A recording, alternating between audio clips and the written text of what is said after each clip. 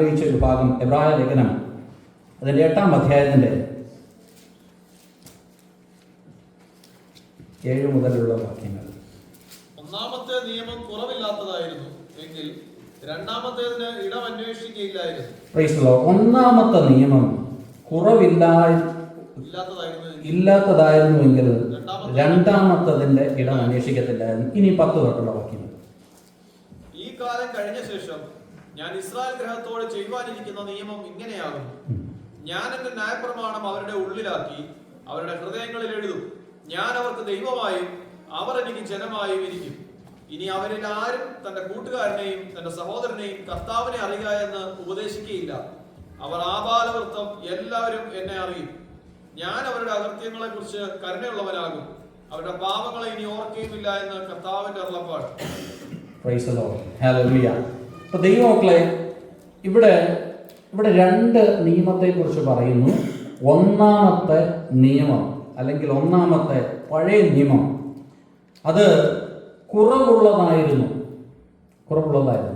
1500 വർഷം ഇസ്രായേൽ ജനത്തിന് മോശ മുഖാന്തരം കൊടുത്ത നിയമങ്ങൾ, അത് നിയമങ്ങൾ ജനത്തിന് പാലിക്കുവാൻ കഴിയാത്ത നിയമമായിരുന്നു. ഈ നിയമങ്ങൾ പാലിക്കുവാനായിട്ട് ആർക്കും കഴിഞ്ഞില്ല. ഇവരെല്ലാം ഒരു പരാജയമായിരുന്നു ഈ നിയമത്തിൽ. ഈ നിയമമാണ് കർത്താവ് മാറ്റിയത്. ഇപ്പോൾ വേദപുസ്തകം എടുത്തു നോക്കിയാൽ അതിനകത്തൊരു പഴയ നിയമമുണ്ട്, പുതിയ നിയമമുണ്ട്.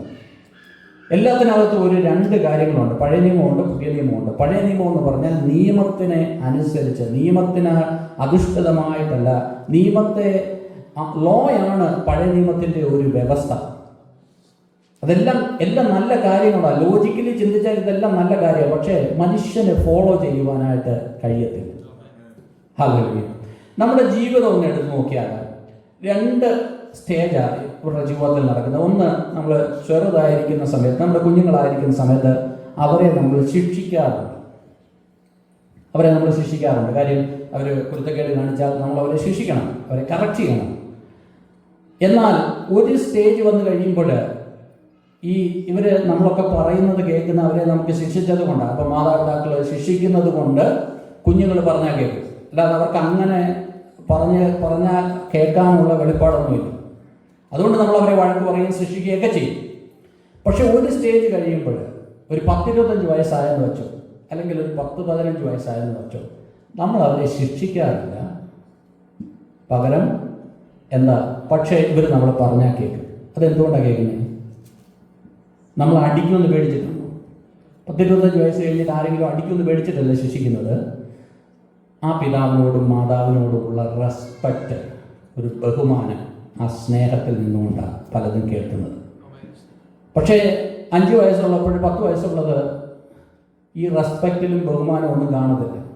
ഇപ്പോൾ നമ്മളിവരെ ഓടിച്ചിട്ട് അടിക്കും, പിടിക്കും, നുള്ളും, വെച്ചും, വഴക്ക് പറയും, എല്ലാം ചെയ്യും. എന്തിനു വേണ്ടിയിട്ടാണ് ഇതൊക്കെ ചെയ്യുന്നതെന്ന് ചോദിച്ചാൽ ഇവരെ നേരായിട്ടുള്ള വഴിയിൽ നടക്കുവാൻ വേണ്ടിയിട്ട്, അല്ലെങ്കിൽ പറഞ്ഞാൽ കേൾക്കാൻ വേണ്ടിയിട്ട്. എന്നാൽ ഒരു സ്റ്റേജ് കഴിയുമ്പോൾ ഇതങ്ങ് മാറും. ഇതാണ് പഴയ നിയമവും പുതിയ നിയമവും തമ്മിലുള്ള വ്യത്യാസം.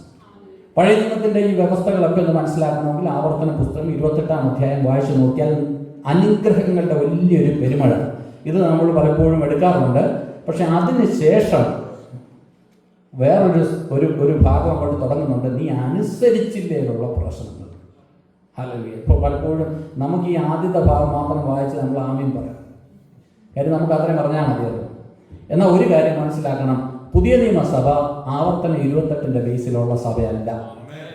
ആവർത്തന 28-ന് അനുഗ്രഹമുണ്ടെങ്കിൽ അതിൻ്റെ താഴെ ശാപവുമുണ്ട്. അവിടെ മാത്രം വായിച്ചു നിർത്താൻ പറ്റത്തില്ല. ഹല്ലേലൂയ. ഈ പറയുന്ന അനുഗ്രഹങ്ങളെല്ലാം ഉണ്ടാകുമ്പോൾ അതിൻ്റെ അന്യപ്പെട്ട ശാപവുമുണ്ട്.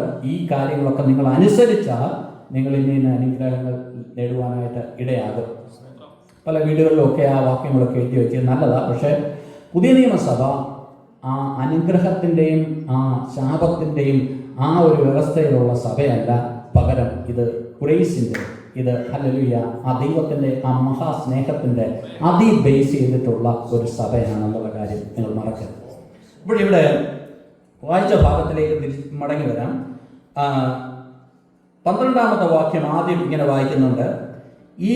ഇവരെ കുറിച്ച് പറയാണ്, പുതിയ നിയമത്തിന്റെ വ്യവസ്ഥയാണ് പറയുന്നത്, ഞാൻ അവരുടെ അകൃത്യങ്ങളെ കുറിച്ച് കരുണയുള്ളവനാകും, അവരുടെ പാപങ്ങളെ ഇനിയും ഓർക്കയില്ല എന്ന് കർത്താവ് അരുളി ചെയ്തു. പാപങ്ങളെ മായ്ച്ചു കളയുമെന്നും അല്ലെങ്കിൽ പാപത്തിന് പരിഹാരം ചെയ്യണമെന്നും പാപത്തെ ക്ഷമിക്കുമെന്നുമല്ല പറയുന്നത്. പാപങ്ങളെ ഇനി ഓർക്കത്തുപോലുമില്ല. ഹല്ലേലൂയ. ഇനി പിശാച് അവിടെ പോയി പറഞ്ഞാൽ പോലും കർത്താവ് പറയും, എൻ്റെ കണക്കിൽ അതൊന്നും ഇല്ല. നമ്മളെ എപ്പോഴും കുറ്റം വിധിക്കുന്ന ഒരു പിശാചുണ്ടല്ലോ. പിശാച് പറയും, ഇവൻ അത് ചെയ്തു, ഇവൻ ഇത് ചെയ്തു, മറ്റേത് ചെയ്തു. ഇതൊക്കെ പറയുമ്പോൾ ദൈവം പറയുന്നത്, എൻ്റെ കണക്കിൽ അങ്ങനെ ഒരു സംഭവം ഇല്ല, കാര്യം ഞാൻ മായ്ച്ചു കളഞ്ഞു. ഹല്ലേലൂയ. പുതിയ നിയമസഭയിലായിരിക്കുന്ന, ഇന്ന് രക്ഷിക്കപ്പെട്ടു, ഇന്ന് സ്നാനപ്പെട്ട ദൈവമക്കളുടെ അല്ലെങ്കിൽ അങ്ങനെ ദൈവ പൈതലിന്റെ ജീവിതത്തിലെ ഏറ്റവും വലിയൊരു അവകാശം എന്ന് പറഞ്ഞാൽ, ഇന്ന് വരുമ്പോഴും നമുക്ക് ധൈര്യത്തോടെ കൃപാസനത്തോടെ അടുത്ത് വരാം. ഇന്ന് പ്രാർത്ഥിക്കുമ്പോഴും ആരാധിക്കുമ്പോഴും നമ്മുടെ ആരുടെ അകത്ത് ഇങ്ങനൊരു ചിന്ത വരരുത്, നിന്റെ പാപങ്ങൾ ക്ഷമിക്കപ്പെട്ടിട്ടില്ലെന്ന്. ഹല്ലേലൂയ. ഞാൻ പണ്ട് ഒരു സഹോദരിയുടെ എന്നോട് ഷെയർ ചെയ്ത കാര്യം, പുള്ളിക്കാരത്തേക്ക് പണ്ട് എന്തോ ഒരു ദേഷ്യം വന്നപ്പോൾ ബൈബിൾ എടുത്തത്. അതിനുശേഷം പുള്ളിക്കാരത്തി ക്ഷമയൊക്കെ ചോദിച്ചു. പക്ഷെ ഇന്നും മനസ്സിനകത്തുള്ള ഒരു ചിന്ത, എന്നോട് ദൈവം ക്ഷമിച്ചിട്ടില്ല. ഹല്ലേലൂയ. ദൈവമക്കളെ, നിങ്ങൾ ഏറ്റുപറഞ്ഞ് ഉപേക്ഷിച്ച പാപം ദൈവം പൂർണ്ണമായും അത് മായ്ച്ചു കളഞ്ഞിരിക്കുക. അവന്റെ പുസ്തകത്തിൽ പിന്നെ അത് ഇല്ല. ഹല്ലേലൂയ. എന്നാലെങ്കിൽ നമുക്കൊന്ന് സന്തോഷത്തോടെ കർത്താവിനെ സ്തോത്രം ചെയ്യാം. നമ്മുടെ കഴിഞ്ഞ കാല പാവങ്ങളെല്ലാം അവൻ മാറ്റി. അവൻ ഹിമം പോലെ വെളുപ്പിക്കുമെന്ന് പറഞ്ഞാൽ ദൈവം ഹിമം പോലെ വെളുപ്പിക്കും. അതാണല്ലോ നമ്മുടെ സന്തോഷത്തിൻ്റെ ഒരു കാര്യം. കഴിഞ്ഞ ആഴ്ച കിട്ടിയ പ്രൊമോഷനോ അല്ലെങ്കിൽ കിട്ടിയ ഓവർ ടൈമോ ഒന്നും അല്ലല്ലോ നമ്മുടെ സന്തോഷത്തിൻ്റെ ഒരു ആധാരം. നമ്മുടെ പാപം ക്ഷമിച്ചു, അതിൽ കൂടുതൽ വലിയ സന്തോഷമുള്ള കാര്യമില്ല.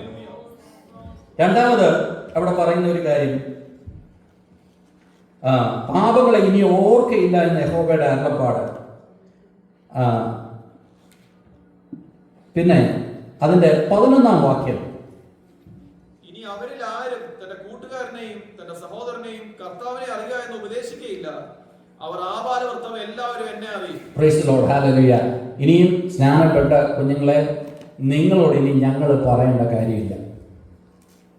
നിങ്ങൾ കർത്താവിനെ അറിയും. ഹല്ലേലൂയ. കാര്യം നിങ്ങളും കർത്താവുമായിട്ടൊരു ബന്ധമുണ്ട്.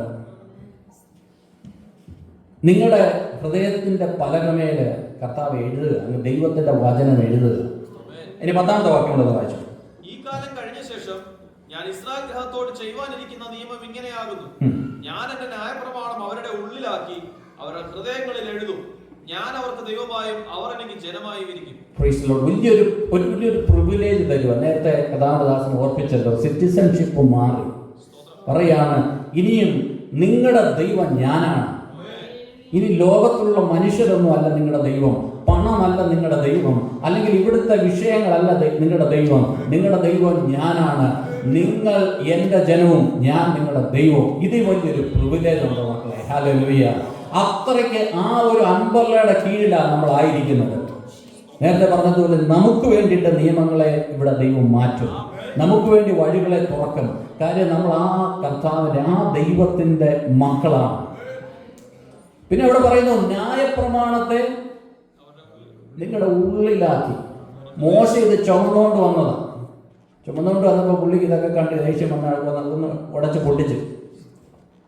ഇപ്പൊ ഇനി ആ ഒരു പ്രശ്നമില്ല പൊട്ടിക്കുമെന്നുള്ള കാര്യം നമ്മുടെ ഉള്ളിലാക്കി. ഹല്ലേലൂയ. എന്ന് പറഞ്ഞാൽ ഈ പറയുന്ന ദൈവവചനം എല്ലാം നമ്മളങ്ങ് അരച്ച് കുടിച്ച് കഴിച്ചെന്നല്ല അതിൻ്റെ അർത്ഥം. ഇതിൻ്റെ അകത്താക്കി. അതുകൊണ്ട് നിങ്ങൾക്ക് ഇതിനകത്ത് വളരെ ഇമ്പോർട്ടൻ്റ് ആയിട്ടുള്ളൊരു കാര്യം, നിങ്ങൾക്ക് ഇനിയിപ്പോൾ എന്ത് ചെയ്യണം ചെയ്യണ്ട എന്നുള്ള കാര്യം നിങ്ങളുടെ അകത്തുണ്ട്. ഹല്ലേലൂയ. നിങ്ങളുടെ അകത്ത് പറയുക, പരിശുദ്ധാത്മാവ് പറയുകയാണ് ഇത് ചെയ്യണം അല്ലെങ്കിൽ ഇത് ചെയ്യാം. ഇനി വേറൊരു ആലോചനയുടെ ആവശ്യമില്ല, നിങ്ങളുടെ അകത്തുണ്ട്. ഇനി ഇതിൽ ഏറ്റവും പ്രധാനപ്പെട്ട ഒരു വാക്യം 11-ാമത്തെ വാക്യമാണ്. ഇനിയും അവരിൽ ആരും തൻ്റെ കൂട്ടുകാരനെയോ തൻ്റെ സഹോദരനെയോ കർത്താവിനെ അറിയുക എന്ന് ഉപദേശിക്കുകയില്ല. ആബാലവൃത്തം എല്ലാവരും എന്നെ അറിയും. ഹല്ലേലൂയ. അപ്പോൾ ഈ കർത്താവിനെ അറിഞ്ഞാൽ, ദൈവവുമായിട്ടുള്ള ഈ പുതിയ നിയമത്തിന്റെ ഉടമ്പടിയിലാകുന്ന വ്യക്തി ഇനിയും ഇന്ന ആൾ പ്രാർത്ഥിക്കണമെന്നോ ഉപവസിക്കണമെന്നോ അല്ലെങ്കിൽ സഭായോഗത്തിന് വരണമെന്നോ ഒന്നും പറയേണ്ട ആവശ്യം ഇല്ല. ആമേൻ. ഹല്ലേലൂയ. പിന്നെ എന്തിനാ പാസ്റ്ററെ കൂടി ഇത് പറയുന്നതെന്ന് ചോദിച്ചാൽ ആൾക്കാർക്ക് പലപ്പോഴും ഇതറിയാത്തതുകൊണ്ട് പറയാതെ ഈ കാര്യങ്ങളൊക്കെ അവർ ക്രമീകരിക്കും. എന്തുകൊണ്ടാണ് ക്രമീകരിക്കുന്നതെന്ന് ചോദിച്ചാൽ അവർ ദൈവവുമായിട്ടൊരു പുതിയ ഉടമ്പടിയിലായി. ഹല്ലേലൂയ. ദൈവസഭയെ നമുക്കൊന്ന് ചിന്തിക്കേണ്ട ഈ ദൈവവചനത്തിൽ എടുക്കേണ്ട ഒരു കാര്യമാണ് നമ്മുടെ ഹല്ലേലൂയ. നമ്മളെ ഇനി അങ്ങനെ ആരും ഉപദേശിക്കാതെ തന്നെ നമുക്ക് ഈ കാര്യങ്ങളൊക്കെ ചെയ്യാനായിട്ട് കഴിയണം. കഴിഞ്ഞ ഉപവാസ പ്രാർത്ഥനയുടെ ആദ്യത്തെ ദിവസം പരിശുദ്ധാത്മാവ് നമ്മളോട് ഇടപെട്ട ഒരു കാര്യമാണ് ധാരാളമായി വിതയ്ക്കുക. ധാരാളമായി വിതയ്ക്കുക. ഹല്ലേലൂയ. അടുത്ത വചനത്തിൽ എഴുതി ധാരാളമായി വിതയ്ക്കുന്നവൻ ധാരാളമായി കൊയ്യും. കഴിഞ്ഞ ദിവസം നാം കേട്ടു നമ്മുടെ വിശ്വാസം ഉറയ്ക്കുക. ഹല്ലേലൂയ. നമ്മൾ വിശ്വാസം മഹാപ്രതിഫലമുള്ള ഈ ധൈര്യം നാം തള്ളിക്കളയരുത്. ദൈവത്തിൻ്റെ ആത്മാവ് കണ്ടിന്യൂസ് ആയിട്ട് നമ്മളോട് ഇടപെട്ടുകൊണ്ടിരിക്കുക. ഇന്ന് നിങ്ങളോട് പറയാനുള്ളത്, നിങ്ങളെ ആരും ഉപദേശിക്കാതെ തന്നെ നിങ്ങളുടെ ഹൃദയത്തിനകത്ത് ഒരു ബോധ്യം ദൈവം നൽകും. ഹല്ലേലൂയ. നേരത്തെ പറഞ്ഞതുപോലെ നമ്മൾ ആ മെച്യൂരിറ്റിയിലേക്ക് വരുമ്പോഴാണ് നാം സ്നാനപ്പെടുന്നത്. ആ പുതിയ നിയമത്തിൻ്റെ ഉടമ്പടി എന്ന് പറഞ്ഞാൽ അടിച്ച് ജയിക്കുന്നതല്ല, അല്ലാതെ ജയിക്കുന്നതാണ്. ഹല്ലേലൂയ. ഇവിടെ ഈ ടൈത്തിനെ കുറിച്ച് പലപ്പോഴും പറഞ്ഞാൽ ടൈത്തിനെ കുറിച്ച് പ്രസംഗിക്കുകയല്ല. പഴയ നിയമത്തിൻ്റെ വ്യവസ്ഥ 10% ടൈത്ത് എന്ന് നമുക്ക് പലപ്പോഴും അത് ചെയ്യാറുണ്ട്. അതിനെക്കുറിച്ച് നമുക്ക് അറിയാം. എന്നാലും പുതിയ നിയമത്തിൻ്റെ വ്യവസ്ഥ എന്ന് പറഞ്ഞാൽ അങ്ങനെ ഒരു 10% ഒന്നുമില്ല. നിങ്ങൾ അറിഞ്ഞങ്ങ് ചെയ്യുക. അവിടെ കണക്കും കാര്യങ്ങളും നിയമമൊന്നുമില്ല. നിങ്ങൾ അറിഞ്ഞ് ചെയ്യുക. ഞാൻ നേരത്തെ പറഞ്ഞതുപോലെ ഒരു കാലത്ത് കുഞ്ഞുങ്ങളെ നമ്മൾ അടിച്ച് പഠിപ്പിക്കും. പക്ഷേ അവർക്ക് നമ്മളുമായിട്ടുള്ള സ്നേഹവും ബന്ധവും അവരുടെ പിതാക്കന്മാരല്ല മാതാവ് ആരാണെന്നൊക്കെ മനസ്സിലായി കഴിയുമ്പോൾ ഇവർ പിന്നെ കാര്യങ്ങളൊക്കെ അറിഞ്ഞ് ചെയ്യുവാനായിട്ട് തുടങ്ങും. ഇന്ന് ദൈവസഭയെക്കുറിച്ച് ആ ഒരു മെച്യൂരിറ്റിയിലേക്ക് ദൈവം നമ്മളെ വളർത്തുവാനായിട്ട് ആഗ്രഹിക്കുന്നു. നമ്മൾ അറിഞ്ഞു ചെയ്യുന്നവരായി മാറട്ടെ. നമ്മളെ ആരും നിർബന്ധിച്ചൊന്നും ചെയ്യാതെ, രക്ഷിക്കപ്പെടുന്നത് നിർബന്ധത്താലല്ല, സ്നാനപ്പെടുന്നത് നിർബന്ധത്താലല്ല. ഇതെല്ലാം നമ്മുടെ ജീവിതത്തിൽ വ്യക്തിപരമായി നമ്മൾ എടുക്കുന്ന തീരുമാനമാണ്. അങ്ങനെയുള്ള ദൈവവൈദ്യരെ നിങ്ങളുടെ അകത്ത് ദൈവം ഒരു കാര്യം ഇടുക. ന്യായപ്രമാണം മുഴുവൻ നിങ്ങളുടെ അകത്തങ്ങ് ഇടുക. നിങ്ങളുടെ ജീവിതത്തിൽ എന്തെങ്കിലും ഒരു വിഷയം വരുമ്പോൾ ഒരു പ്രവാചകനെ അന്വേഷിച്ച് പോകേണ്ട ഒരു ആവശ്യം വചനപ്രകാരം ദൈവവൈദ്യനെ നിങ്ങൾക്കില്ല. നിങ്ങൾ അങ്ങനെ ഒരു ആലോചന ചോദിക്കുവാണെങ്കിൽ എനിക്ക് അതിനകത്ത് പരാതിയൊന്നുമില്ല. പക്ഷേ ദൈവവചനത്തിൻ്റെ വ്യവസ്ഥയിൽ പ്രകാരം ദൈവം നിങ്ങളോട് സംസാരിക്കുവാൻ ശക്തനായ ദൈവമാണ്. ഹല്ലേലൂയ. ഞാൻ പലപ്പോഴും വിചാരിക്കും എൻ്റെ പല സുഹൃത്തുക്കളും പ്രവാചകന്മാരാണ്. പക്ഷെ യുവമാരാരും എന്നോട് ആലോചന പറയാറില്ല. കാര്യം പറയാനായിട്ട് ദൈവം സമ്മതിക്കാറില്ല. ഞാൻ കർത്താവിനോട് ചോദിച്ചു, കർത്താവേ ഹല്ലേലൂയ ഇതെന്താ ഇങ്ങനെ? അപ്പോൾ പറഞ്ഞു, എടാ നീ തന്നെ ഇരുന്ന് പ്രാപിക്കാനുള്ളത് നീ വല്ലവരോടും ചോദിച്ചാൽ അങ്ങനെ ഈസി വഴിയിൽ ഒന്നും കേൾക്കണ്ട. നീ തന്നെ ദൈവസന്നിധിയിലിരിക്കുക, നിന്നോട് ഞാൻ ദൈവം സംസാരിക്കും. ഹല്ലേലൂയ. പറഞ്ഞു പോയെന്നേ ഉള്ളൂ. പറഞ്ഞതിൻ്റെ ഉദ്ദേശം ദൈവസന്നിധിയിലും നാം ഇരുന്ന് ദൈവത്തിൽ നിന്ന് പ്രാപിക്കാനുള്ളത് ഞാൻ ദൈവത്തിൽ നിന്ന് തന്നെ പ്രാപിക്കണം. അങ്ങനെയുള്ളപ്പോൾ അതിനകത്തൊരു വ്യക്തതയുണ്ട്, അതിനകത്തൊരു ക്ലാരിറ്റി ഉണ്ട്, അതിനകത്ത് ഹല്ലേലൂയ നിങ്ങൾക്ക് ഉറച്ചു നിൽക്കുവാനായിട്ട് കഴിയും. ഹല്ലേലൂയ. ഈ ദിവസങ്ങളിൽ കർത്താവ് നമ്മുടെ ഉള്ളത്തിൽ അതാക്കിയിരിക്കുകയാണ്. ഇന്ന് പുതിയ നിയമസഭയെ ദൈവത്തിൻ്റെ വചനം നമ്മുടെ അകത്ത് ദൈവം നൽകിയിരിക്കുകയാണ്. ഹല്ലേലൂയ. നിങ്ങൾക്കൊരു പക്ഷേ എല്ലാ വചനത്തിൻ്റെ റെഫറൻസ് അറിയണമെന്നോ ഒന്നും കാണാതെ പറയാൻ എല്ലാം അറിയണമെന്നോ ഒന്നുമില്ല. പക്ഷെ ദൈവവചനം നിങ്ങളുടെ അകത്തുണ്ടെങ്കിൽ നിങ്ങൾ തെറ്റായ വഴിയിൽ നടക്കത്തില്ല. നിങ്ങൾക്ക് വചനത്തെ കറക്റ്റായിട്ട് ഇൻ്റർപ്രറ്റ് ചെയ്യുവാനായിട്ട് കഴിയും. ഇതാണ് പുതിയ നിയമ സഭയുടെ പ്രോമിസ്. അത് നമ്മൾ മറന്നു പോകരുത്. ഇത് മനസ്സിലാക്കാത്തടത്തോളം കാലം നാം പലപ്പോഴും വിചാരിക്കുന്നു നമുക്ക് മെസ്സേജ് കേട്ടെങ്കിലേ പറ്റത്തുള്ളൂ, അല്ലെങ്കിൽ നമുക്ക് യൂട്യൂബിൽ മെസ്സേജ് കേട്ടെങ്കിലേ നമുക്ക് കാര്യങ്ങൾ നടക്കത്തുള്ളൂ. മെസ്സേജൊക്കെ നല്ലതാണ്. ദൈവദാസന്മാർ അവരിരുന്ന് പ്രാർത്ഥിച്ചൊക്കെയാണ് നിങ്ങളോട് ഷെയർ ചെയ്യുന്നത്. അതിലൂടെ ദൈവത്തിൻ്റെ ആത്മാവ് നിങ്ങളോട് സംസാരിക്കും. പക്ഷേ നിങ്ങൾക്ക് ദൈവത്തിനോട് സംസാരിക്കുവാൻ ഇതിൻ്റെ ഒന്നും ആവശ്യമില്ല. നിങ്ങളുടെ അകത്ത് തന്നെ ദൈവം അത് ഇട്ടിട്ടുണ്ട്. ദൈവവചനത്തിൻ്റെ ആഴങ്ങൾ നിങ്ങളുടെ അകത്ത് അത് വെളിപ്പെടുവാനായിട്ടിടയാകും. നിങ്ങൾ പ്രാർത്ഥനയിൽ നിങ്ങൾ മുട്ടുകുത്തുമ്പോൾ ദൈവത്തിൻ്റെ ആത്മാവിന് നിങ്ങളോട് സംസാരിക്കാനുള്ളത് ദൈവത്തിൻ്റെ ആത്മാവ് നിങ്ങളോട് സംസാരിക്കുക തന്നെ ചെയ്യും. അതിൻ്റെ മറ്റൊരു സൈഡ്, ഇതിനൊരു ഷോർട്ട് കട്ടില്ല. ദൈവസന്നിധിയിൽ മുട്ടുകുത്തേണ്ട സമയത്ത് നാം മുട്ടുകുത്തിയെങ്കിലേ മതിയാകത്തുള്ളൂ. ഹല്ലേലൂയ. അതാ നമ്മളെ അതിനായിട്ട് സഹായിക്കട്ടെ. തുടർന്ന് കർത്തൃമേശയ്ക്ക് അതിന് ആധാരമായിട്ട് 1 കൊരിന്ത്യർ അതിൻ്റെ 11-ാം അധ്യായം ചില ഭാഗങ്ങൾ നമുക്ക് വായിക്കാം.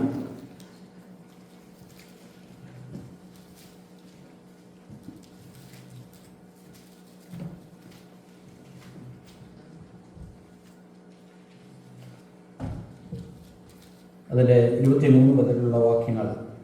ഞാൻ കർത്താവിങ്കിൽ നിന്ന് പ്രാപിക്കുകയും നിങ്ങൾ കേൾപ്പിക്കുകയും ചെയ്തതെന്നാൽ കർത്താവായ യേശുവിനെ കാണിച്ചു കൊടുത്ത രാത്രിയിൽ അവൻ അപ്പം എടുത്ത് സ്തോത്രം ചൊല്ലി നോക്കി, ഇത് നിങ്ങൾക്ക് വേണ്ടിയുള്ള എന്റെ ശരീരം, എന്റെ ഓർമ്മയ്ക്കായി ഇത് ചെയ്യുവീനെന്ന് പറഞ്ഞു. അവണ്ണം തന്നെ അത്താഴം കഴിഞ്ഞ ശേഷം അവൻ പാനപാത്രവും എടുത്തു. ഈ പാനപാത്രം എന്റെ രക്തത്തിൽ പുതിയ നിയമമാകുന്നു, ഇത് കുടിക്കുമ്പോഴൊക്കെയും എന്റെ ഓർമ്മയ്ക്കായി ചെയ്യുവീൻ എന്ന് പറഞ്ഞു. അങ്ങനെ നിങ്ങൾ ഈ അപ്പം തിന്നുകയും പാനപാത്രം കുടിക്കുകയും ചെയ്യുമ്പോഴൊക്കെയും കർത്താവ് വരുവോളം അവന്റെ മരണത്തെ പ്രസ്താവിക്കുന്നു. അതുകൊണ്ട് അയോഗ്യമായ അപ്പം തിന്നുകയോ കർത്താവിന്റെ പാനപാത്രം കുടിക്കുകയോ ചെയ്യുന്നവനെല്ലാം കർത്താവിന്റെ ശരീരവും രക്തവും സംബന്ധിച്ച് കുറ്റക്കാരനാകും.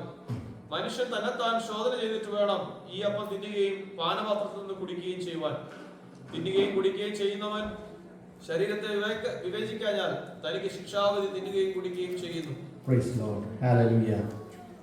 രക്തത്തിൽ പുതിയ നിയമം, നമ്മളൊരു പുതിയ നിയമ വിശ്വാസികൾക്ക് വേണ്ടിയിട്ടാണ് ഈ കർത്തൃമേശയുള്ളത്. ഞാൻ നേരത്തെ പറഞ്ഞതുപോലെ ഈ പുതിയ നിയമത്തിൻ്റെ വിശ്വാസം എന്താണ്, പുതിയ നിയമ വിശ്വാസി ആരാണ്, ഇതൊക്കെ ദൈവവചനത്തിൽ നാം പഠിക്കണം. നമ്മൾ ന്യായപ്രമാണത്തിൻ്റെ കീഴിലുള്ളവരല്ല, പക്ഷേ ന്യായപ്രമാണം ദൈവം നമ്മുടെ ഉള്ളിലാക്കിയിട്ടുണ്ട്. ഹല്ലേലൂയ. അവനോടുള്ള സ്നേഹത്തിന്, ബന്ധത്തിന് രക്ഷിക്കപ്പെട്ട് ക്രിസ്തുവാകുന്ന സഭയോടുകൂടെ ചേർന്ന് ആ സഭയുടെ പാർട്ടായിരിക്കുന്ന ഓരോ പ്രിയപ്പെട്ടവരുമാണ് ഈ കർത്തൃമേശയിലേക്ക് കരങ്ങളെ നീട്ടേണ്ടത്. ഹല്ലേലൂയ.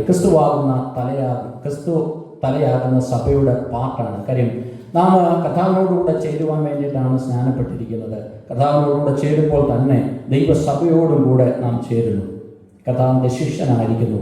ഇതിന് ഈ പ്രോസസ്സിലൂടെ കടന്നുപോയ ഒരു വ്യക്തിയാണ് ഹല്ലേലൂയ ഈ കർത്തൃമേശയിലേക്ക് കരങ്ങളെ നീട്ടുവാനായിട്ട് യോഗ്യതയുള്ളത്. അതിൻ്റെ താഴെ അവിടെ എഴുതിയിരിക്കുന്നു, അയോഗ്യമായി ആരും ഇത് തിന്നരുത്. അയോഗ്യമായി അതാരും തിന്നരുത്. കൊരിന്ത്യ സഭയിൽ അങ്ങനെയുള്ള ചില കാര്യങ്ങളൊക്കെ അവരുടെ ഇടയിൽ നടന്നപ്പോഴാണ് പൗലോസ് ഇത് വളരെ വ്യക്തമായി തൻ്റെ വെളിപ്പാടിൽ നിന്നുകൊണ്ട് ഇത് എഴുതുവാനായിട്ടിടയായത്.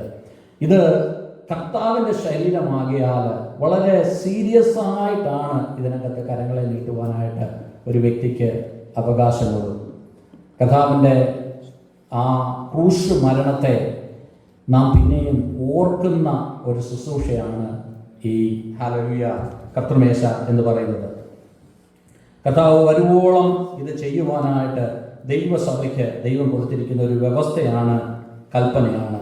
നാം ഇത് ചെയ്യുമ്പോഴൊക്കെയും നാം ഓർക്കേണ്ട ഒരു പ്രധാനപ്പെട്ട ഒരു കാര്യം, നമ്മുടെ പാപത്തിന് വേണ്ടിയിട്ട് നാം അടികൊള്ളേണ്ട സ്ഥാനത്ത്, നാം മരിക്കേണ്ട സ്ഥാനത്ത് നമ്മുടെ കർത്താവായ യേശു ക്രിസ്തു കുഞ്ഞാട് അവിടെ അറുക്കപ്പെടുവാനായിട്ടിടയായി.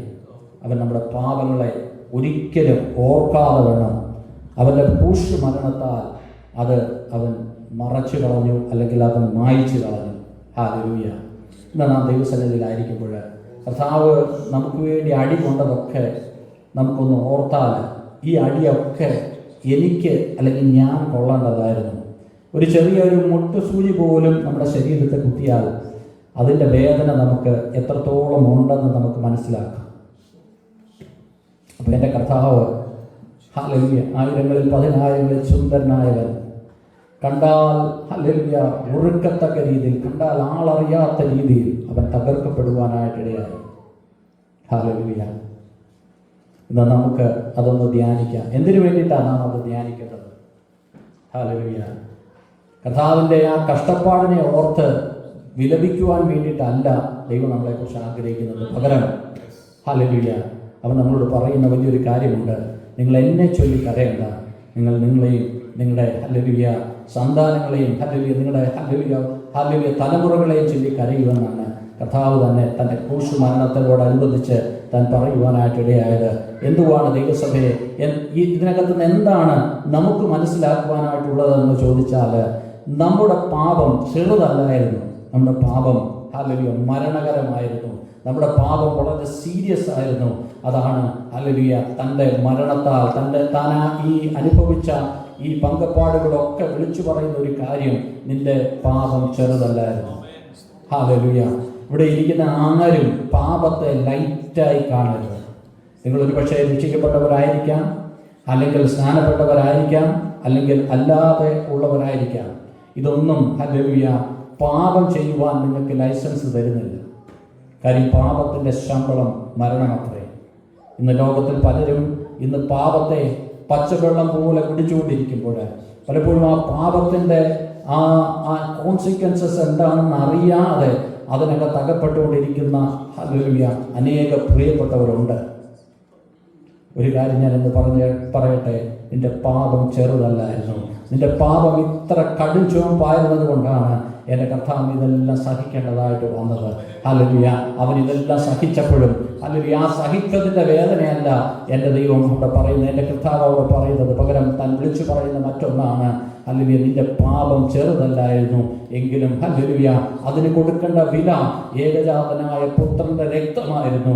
എങ്കിലും ഞാനത് കൊടുത്തത് എന്തിനു വേണ്ടിയാണെന്ന് ചോദിച്ചാൽ, ക്രിസ്തു മൂലം നിനക്ക് ഒരു ജയമുണ്ടെന്ന് ഡിക്ലെയർ ചെയ്യുകയാണ്. ഞാൻ പറഞ്ഞതിൻ്റെ അർത്ഥം മനസ്സിലായോ? നമുക്കൊരു ജയജീവിതം നയിക്കുവാനായിട്ട് കഴിയും. നമുക്ക് പാപത്തെ ജയിക്കുവാനായിട്ട് കഴിയും. ഈ ലോകത്തിൽ ജീവിക്കുമ്പോൾ പാപത്തിന് അതിൻ്റെ ചങ്ങലകൾ പൊട്ടിച്ച് പിശാചിനെ ആയുധവർഗം വെപ്പിച്ച് ക്രൂശിൽ ഹല്ലേലൂയ ക്രൂശിൽ തറച്ച് നടുവിൽ നിന്ന് നീക്കിക്കളഞ്ഞ ഒരു ദൈവം അവനവിടെ ഡിക്ലെയർ ചെയ്തത് പാപത്തിൻ്റെ മേലുള്ള ഒരു ജയമാണ്. ഹല്ലേലൂയ. പാപത്തിന്റെ അടിമത്തത്തിന്റെ ഹല്ലേലൂയ കിടക്കുവാൻ വേണ്ടിയിട്ടല്ല ദൈവം നമ്മളെ ഹല്ലേലൂയ കാണുവാനായിട്ട് ആഗ്രഹിക്കുന്നത്. അതിനങ്ങേപ്പുറത്ത് ഒരു ജയമുണ്ടെന്നുള്ളതാണ് ഇന്നത്തെ ഈ ക്രൂശ് നമ്മളെ വിളിച്ചു പറയുന്നത്. ആ ക്രൂശിലേക്ക് നോക്കിയാൽ നമുക്കറിയാം, അവിടെ ഒരു പരാജയത്തിന്റെ ക്രൂശല്ലത്, അതൊരു ജയത്തിന്റെ ക്രൂശാണ്. പിശാചിനെ ജയിച്ച ജയം. ഹല്ലേലൂയ.